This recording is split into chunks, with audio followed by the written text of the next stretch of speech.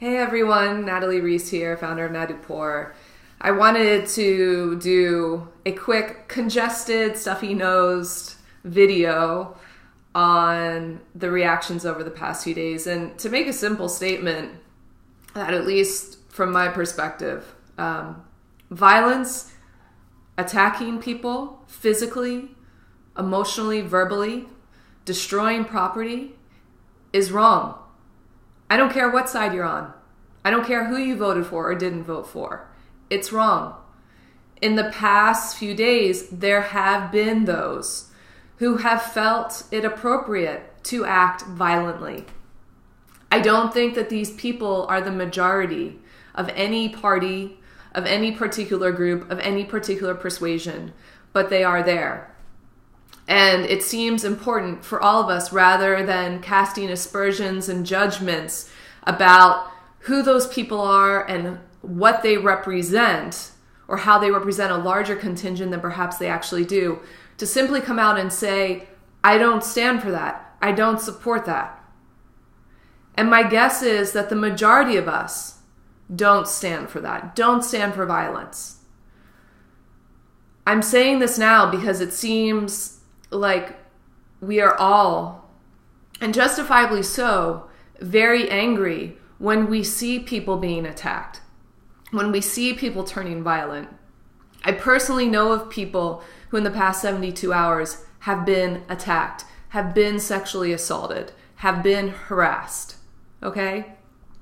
I've also seen videos of Trump supporters who are getting the shit kicked out of them simply because they voted for Trump. That is also wrong. And I say that as someone who voted for Hillary. That is wrong. This is an opportunity for the majority within us to hold all of us to a higher standard, to hold ourselves to a higher standard and say, this is what we believe in. This is what we are going to commit to. We can all do a lot of talk about coming together, but if we are saying, oh, let's unite, but we're not willing to be compassionate. Let's unite, but we're not willing to listen. Let's unite, but we're not willing to articulate what we do want to move forwards to. That's going to be a big problem. My guess is that there are things here that we have in common. We might not know the form of them, right? We might not know exactly what that looks like in terms of healthcare, what that looks like in terms of trade. But we can talk about human needs. We can talk about human fears. We can talk about human emotions. We can talk about the honoring and protecting of space for individuals. That to me seems like a starting point, allowing people to process their very legitimate emotions, okay? Not vomiting them onto other people. Similarly, not climbing into other people's business if it's not your thing. Like, scroll on through. No need to engage if that's not your business. Let's use this time to look within ourselves. And rather than pointing fingers and then getting pissed off because we're trying to control what someone over there is doing, which, by the way, we don't have control over, use this time to look within ourselves and say, what can I own? What can I stand for? What can I stand against? What do I want to move towards? And how am I going to put that into action?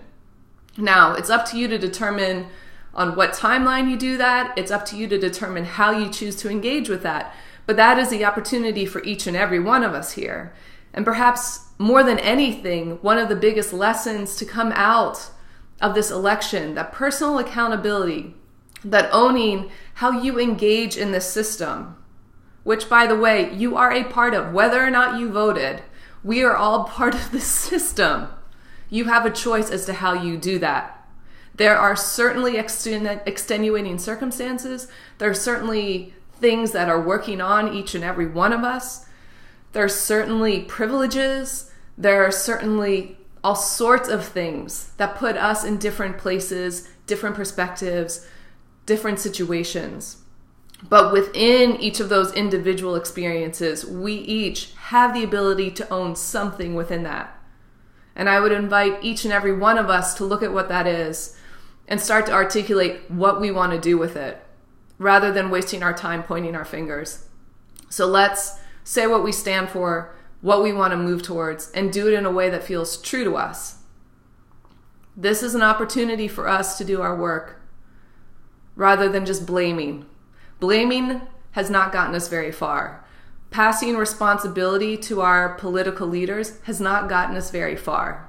So maybe it's time for us to each own our stuff, own our agency, and start to do something.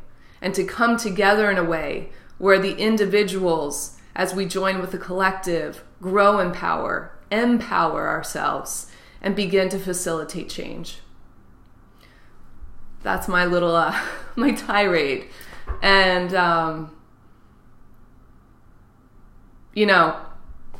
we're all going through this. We are all processing in our different ways, and we all have the right to that.